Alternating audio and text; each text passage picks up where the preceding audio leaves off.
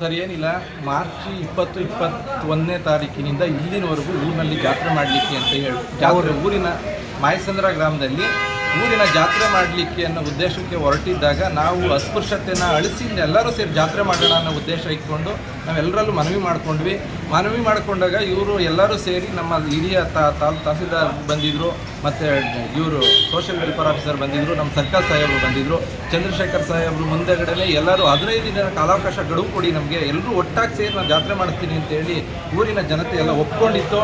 ಇವತ್ತು ನಮ್ಮನ್ನು ಬಿಟ್ಟು ಹೊರತುಪಡಿಸಿ ಅವರು ಜಾತ್ರೆಯನ್ನು ಮಾಡ್ಕೊಂಡಿದ್ದಾರೆ.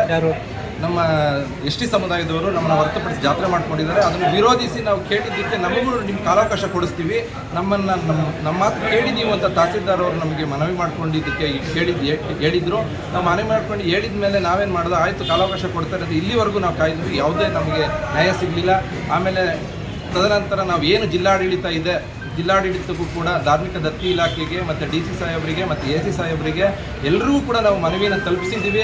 ಅವರೆಲ್ಲರೂ ಕೂಡ ನಮಗೆ ಮನವಿಯನ್ನು ತಲುಪಿಸಿ ನಮಗೆ ಈ ರೀತಿಯಾಗಿ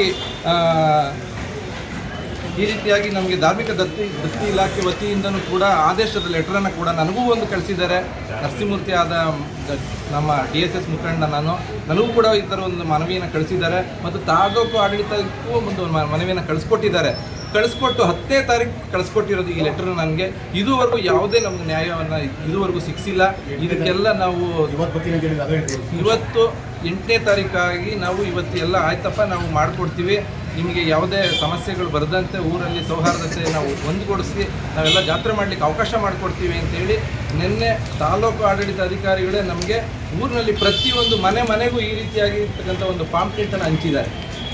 ಈ ತಹಸೀಲ್ದಾರ್ ಸಮ್ಮುಖದಲ್ಲೇ PDOಗೆ ಹೇಳಿ PDO ಮುಖಾಂತರ ಪಂಚಾಯತಿ ಮೆಂಬರ್ ಆಗಿ ಇವರು ವಾಟರ್ ಬ್ಯಾನ್ ಆಗಿರ್ತಕ್ಕಂಥ ಒಬ್ಬ ಪಾಚು ಅಂದ್ಬಿಟ್ಟು ಮುಸಲ್ಮಾನರು ಪ್ರತಿಯೊಂದು ಮನೆಗೂ ಕೂಡ ಹಂಚಿ ಇವತ್ತು ಬರ್ತೀವಿ ಅಂತ ನಮಗೆ ಮಾತು ಕೊಟ್ಟು 3 ದಿನ ನಮಗೆ ಗಡುವು ಕೊಟ್ಟು ನಮಗೆ ಎಲ್ಲ ನೀನು ರೆಡಿ ಮಾಡ್ಕೊಳ್ಳಪ್ಪ ಅಂತ ಹೇಳಿ ನಮಗೆ ವ್ಯವಸ್ಥೆ ಮಾಡಿಕೊಂಡು ಸುಸಜ್ಜಿತವಾಗಿ ವ್ಯವಸ್ಥೆ ಮಾಡ್ಕೊಂಡಿದ್ದಂಥ ಸಂದರ್ಭದಲ್ಲಿ ರಾತ್ರಿ 9:30 ಸಂದರ್ಭದಲ್ಲಿ ತಹಸೀಲ್ದಾರ್ ಆದವರು ರಂಜಿತ್ ಅವರು ಕರೆ ಮಾಡಿ ಆಗಲ್ಲಪ್ಪ ನಾನು ಬರೋಕ್ಕೆ, ನಾನು DC ಅವ್ರ ಮೀಟಿಂಗ್ ಇದೆ, ನನ್ನ ಮೀಟಿಂಗ್ ಹೋಗಲೇಬೇಕು ಅಂತ ಕೂಡ ನಮಗೆ ಇದು ಮಾಡಿದ್ದಾರೆ.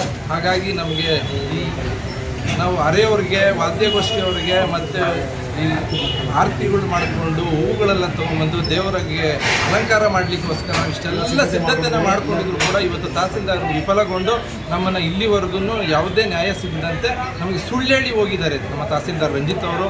ಇದಕ್ಕೆ ಕಾನೂನು ತಕ್ಕಂತೆ ಕ್ರಮ ತಗೋಬೇಕು, ಇಲ್ಲಾಂದರೆ ನಾವು ಇನ್ನೂ ಮುಂದಿನ ಹೋರಾಟವನ್ನು ನಾವು ಬಿಡೋದಿಲ್ಲ. CM ಮನೆ ಬಾಗಿಲುವರೆಗೂ ನಾವು ಹೋರಾಟ ಮಾಡಿ. ಎಷ್ಟು ವರ್ಷಗಳಿಂದ ಇದು ನಡೀತಾ ಇದೆ ಸರ್? ಎಷ್ಟು ವರ್ಷಗಳಿಂದ ನಡೀತಾ ಇದೆ ಸರ್? ಇದು ಸುಮಾರು ವರ್ಷದಿಂದನೂ ನಡೀತಾ ಇದೆ. ಇದು ಸುಮಾರು 7 ಹಳ್ಳಿ ದೇವತೆ, ಮುಜರಾಯಿ ಇಲಾಖೆ ಸೇರ್ತಕ್ಕಂಥ ದೇವತೆ ಇದು. ಅದು ಸೇರ್ಕೊಂಡಿರೋದು ಇದ್ರೂ ಕೂಡ ಇವರು ಯಾವುದೇ ಥರ ನಮ್ಗೆ ನ್ಯಾಯ ಕೊಡದಂತೆ ಇಷ್ಟು ದಿನ ನಮ್ಗೆ ಅಲ್ದಾಡಿಸ್ತಾ ಇದ್ದಾರೆ. ಸುಮಾರು ಈ ತಾಲೂಕು ಆಫೀಸ್ಗೆ ಸ್ವಲ್ಪ ಹೆಚ್ಚು ಕಡಿಮೆ ಏನಿಲ್ಲ ಅಂದರೂ ಒಂದು 20 ಬಾರಿ ನಾವು ಬಂದು ಕೇಳ್ಕೊಂಡಿರ್ಬೋದು, ಇಲ್ಲಿವರೆಗೂ ಯಾವುದೂ ನಮಗೆ ನ್ಯಾಯ ಸಿಕ್ಕಿಲ್ಲ ಸರ್. ನಿಮ್ಮ ಹೆಸರು ಸರ್? ನರಸಿಂಹಮೂರ್ತಿ ಅಂತ. ಏನಾಗಿದೆ ನೀವು? ನಾವು DSS ಮುಖಂಡ ಸರ್. ಏನಾಯ್ತು ಸರ್? ನಮ್ಮಲ್ಲಿ ರೆಕಾರ್ಡ್ಸಲ್ಲಿ ಇಲ್ಲ, DC ಆಫೀಸಲ್ಲಿ ಇಲ್ಲ. ಸೊ ನಾವು ಮುಜರಾಯಿ ಇಲಾಖೆಗೆ ಬರ್ತಿದ್ದೀವಿ. ಸೊ ಸಾರ್ವಜನಿಕರ ಹೇಳಿಕೆ ತಗೊಂಡು ನಮ್ಮ ಮುಜರಾಯಿ ದಾಖಲೆಗಳು ಏನಿದೆ ಆ ವಿಧಿವಿಧಾನ ಏನಿದೆ ನಾವು ಎಕ್ಸ್ಪರ್ಟ್ಸ್ ಇಲ್ಲ, ಧಾರ್ಮಿಕ ವಿಧಿವಿಧಾನ ನಾವು ಎಕ್ಸ್ಪರ್ಟ್ ಅಲ್ಲ. ಸೊ ಮುಂದೆಯಿಂದ ಏನು ನಡ್ಕೊಂಬಂದು ಹಿಂದೆಯಿಂದ ಏನು ನಡ್ಕೊಂಬಂದ್ರೆ ಯಾವ ಥರ ಆಗಬೇಕು ಅನ್ನೋದು ನಾವು ಎಕ್ಸ್ಪರ್ಟ್ಸ್ ಅಂತ ಇರ್ತಾರೆ, ಅವ್ರ ಹತ್ರ ತಿಳ್ಕೊಂಡು ನಾವು ಮುಂದೆ ಏನು ತೊಗೊಳ್ಬೇಕು ಅಂತ. ಇಷ್ಟೊಳಗೆ ಇದು ಮಾಡಿದೆ, ಭರವಸೆ ಕೊಟ್ಟಿದ್ರು ಸರ್? ಭರವಸೆ ಏನು ಅಂದರೆ ನಾನು ಇವಾಗ ಅಲ್ಲಿ ಕ್ಲಾರಿಫಿಕೇಷನ್ ಏನು ಬರ್ತಿದ್ದೀನಿ DC ಸರಿಂದ ಇವಾಗ ಮುಜರಾಯಿ ಇಲಾಖೆಗೆ ಹೋಗಿದ್ದೀನಿ. ಅಲ್ಲಿಂದ ಕ್ಲಾರಿಫಿಕೇಷನ್ ಬಂದಮೇಲೆ ನಾನು ನಮ್ಮ ಹಿರಿಯ ಅಧಿಕಾರಿಗಳೊಂದಿಗೆ ಚರ್ಚೆ ಮಾಡಿ ಆಮೇಲೆ ನಿರ್ಧಾರ ತಗೋತೀನಿ, ಮತ್ತು ಗ್ರಾಮಸ್ಥರೊಂದಿಗೆ ಚರ್ಚೆ ಮಾಡಿ ಏನು ನಿರ್ಧಾರ